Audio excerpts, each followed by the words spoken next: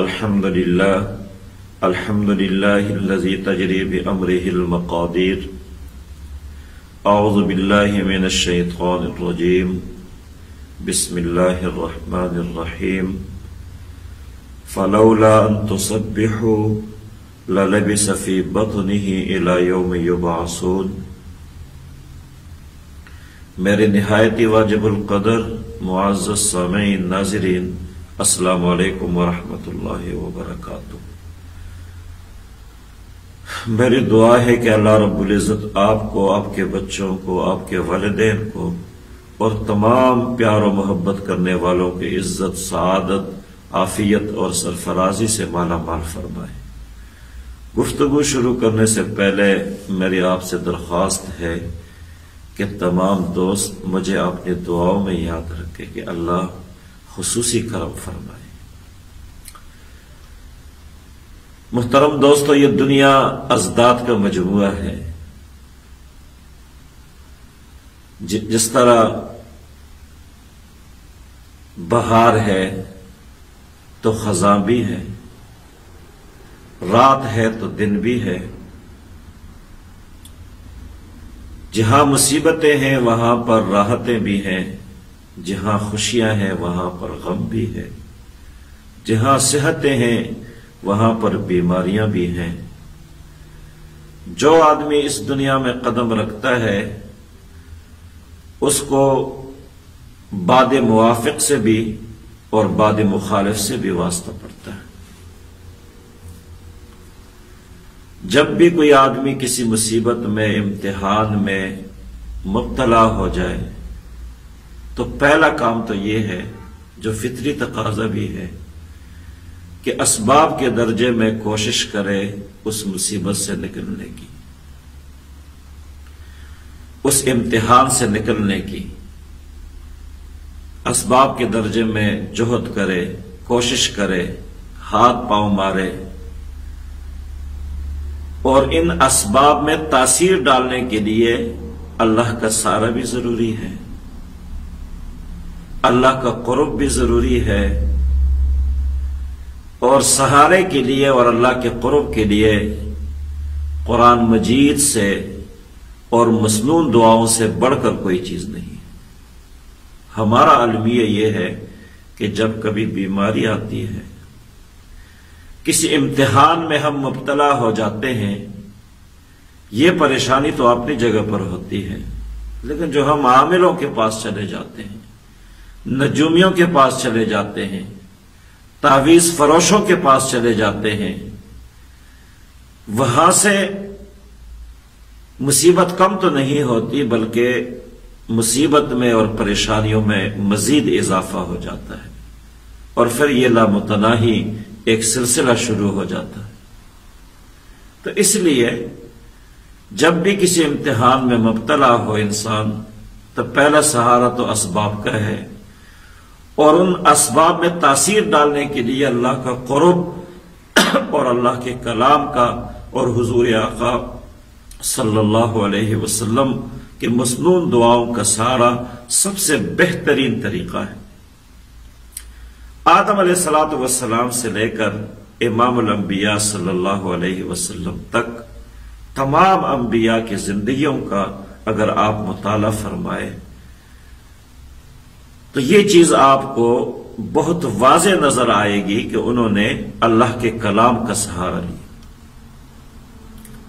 یونس علیہ السلام مچھلی کے پیٹ میں چلے گئے. آپ خود اندازہ فرمائے، ایک آدمی پانی میں چلا جائے، کچھ دیر کے بعد اس کا سانس بند ہو جاتا ہے، مر جاتا ہے. ایک آدمی پانی میں چلا جائے، سمندر میں، دریا میں، اور پھر مچھلی کے پیٹ میں چلا جائے، تو یہ دو اندھیرے ہیں. ایک پانی کا اندھیرا ہے اور ایک مچھلی کے پیٹ کا اندھیرا ہے. بظاہر نکلنے کی کوئی صورت نہیں ہے، اور یہاں سے تو امتحان شروع ہوتا ہے. اللہ پر اعتماد کا، اللہ پر بھروسے کا امتحان شروع ہو جاتا ہے کہ جب سارے راستے بند ہو جائے، جب سارے دروازے بند ہو جائے تو اس وقت ایک دروازہ کھلا رہتا ہے.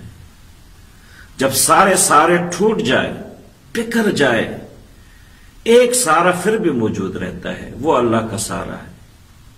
یہ دروازہ کبھی بند نہیں ہوتا اور یہ سایہ کبھی ختم نہیں ہوتا۔ یہ سدا بہار سایہ ہے بندے کے ساتھ اللہ کا، اللہ کی مدد کا، اور یہ دروازہ سدا بہار کھلا رہتا ہے۔ جب بھی جس وقت بھی چاہو اس دروازے کی طرف رجوع کر لو۔ تو یونس علیہ السلام مچھلی کے پیٹ میں چلے گئے۔ قرآن کہتا ہے فلولا ان تسبحوا للبث فی بطنہ الی یوم یبعثون۔ اور یہ بھی یاد رکھے، جہاں اسباب کام چھوڑ دیں، اسباب ناکارہ ہو جائے، ناکافی ہو جائے، وہاں سے تو اللہ کی طاقت شروع ہوتی ہے۔ اب یونس علیہ السلام کا باہر نکلنے کا کوئی راستہ نہیں تھا، کوئی صورت نہیں تھی۔ اللہ رب العزت فرماتا ہے فلولا ان تسبحوا للبث فی بطنہ الی یوم یبعثون۔ اگر وہ میری تسبیح بیان نہ کرتا، مجھے یاد نہ کرتا، میرے بتائے ہوئے کلمات کا سہارا نہ لیتا، تو قیامت تک کے لیے مچھلی کے پیٹ میں رہتا۔ لیکن یونس علیہ السلام نے ان کلمات کا سہارا لیا، لا الہ الا انت سبحانک انی کنت من الظالمین، لا الہ الا انت سبحانک انی کنت من الظالمین۔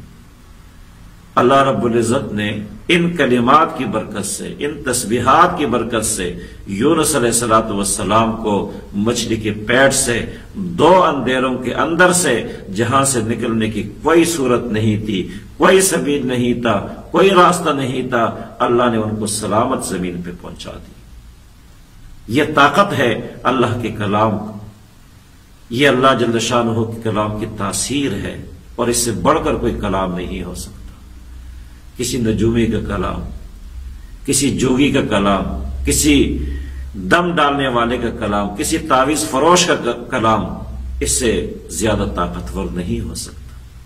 اس لیے جب بھی ہمیں ان راستوں سے واسطہ پڑے، مصائب کے وادیوں سے ہمارا گزر ہو، اور تقریباً سب کا گزر ہوتا ہے زندگی کے کسی نہ کسی حصے میں، جب ایسے وادیوں سے ہمارا گزر ہو، تمام راستے ٹوٹ جائے، بند ہو جائے، تمام اسباب منقطع ہو جائے، اور تمام سہارے بکھر جائے، ختم ہو جائے، ٹوٹ جائے، تو اس کے بعد اسی کا سہارا لیا کرو۔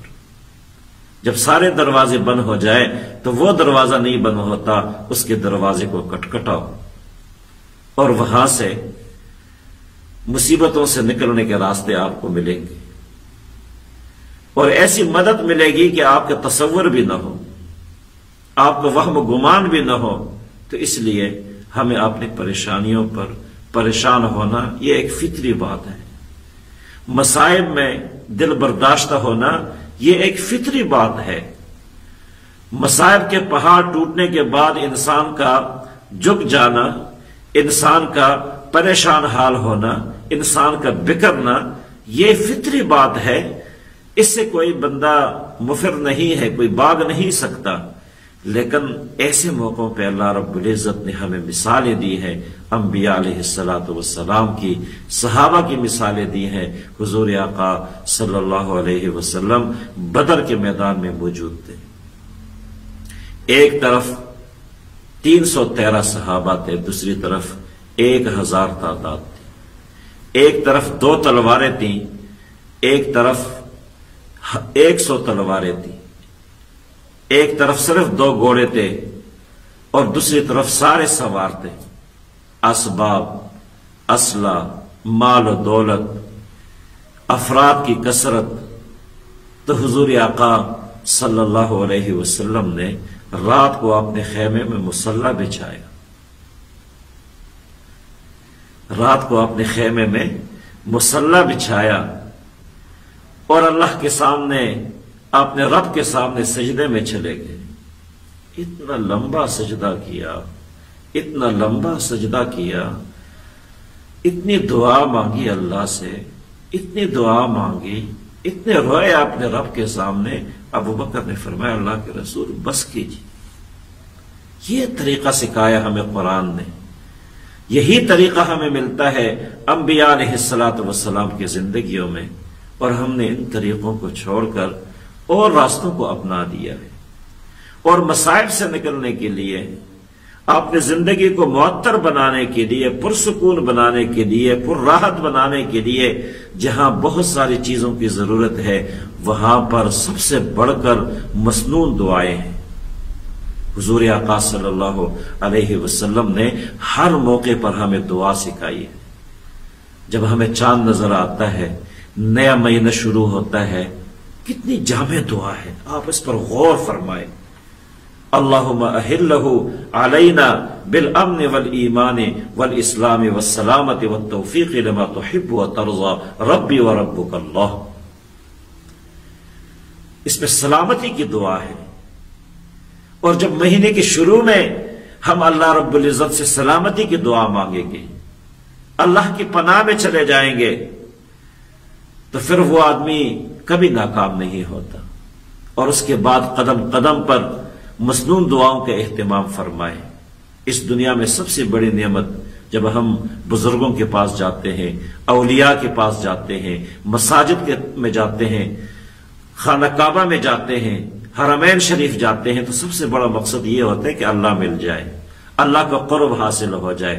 اللہ کے قرب کے جتنے راستے ہیں یہ سن لو، سب راستے برحق ہے، لیکن ان راستوں میں سب سے مؤثر ترین راستہ یہ مسنون دعاؤں کا راستہ ہے کہ ہم سب اپنی زندگیوں میں مسنون دعاؤں کو شامل کریں اور اپنی زندگی کو مسنون دعاؤں سے مزین اور معطر کریں۔